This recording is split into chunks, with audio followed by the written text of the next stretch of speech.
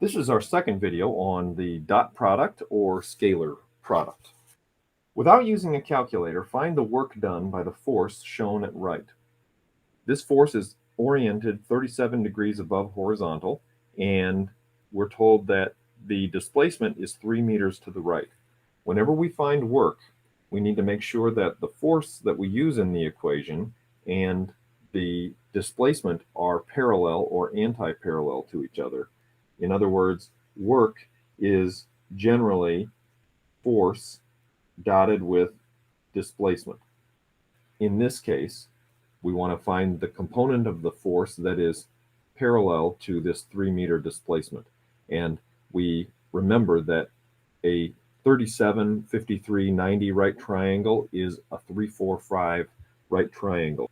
If this hypotenuse is 15 newtons, then this component of the force and that component of the force will have the ratio, this being 5, this one being 4, and this one being 3, which means the horizontal component would be what? 12 newtons?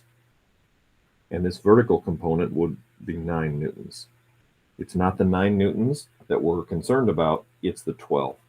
We're going to take 12 newtons, which points that way, times 3 meters, which also goes that way, and that's 36 Newton meters, or 36 joules.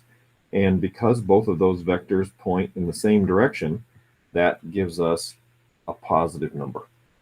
Now, in general, for vectors A and B, the magnitude of their dot product can be found using this equation. Vector A dotted with vector B, what we can do is we can find the magnitude of vector A, the magnitude of vector B, and then the cosine of the angle between them whenever we tie the tails together of those two vectors. That theta would in fact be this 37-degree vector in this diagram at the top. When we put the tails of the vectors together, that's what theta is.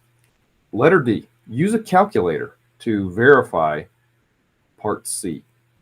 What we're going to do here is we're going to take the dot product of these, and the way we're going to do that is we're going to find the magnitude of the force vector. So what we're doing here is we're going force displacement. The magnitude of the force is 15 newtons. The magnitude of the displacement is 3 meters. And then we have the cosine of the angle between them. And you know what you get when you type that in? Positive 36, and the unit is joules. So there you go.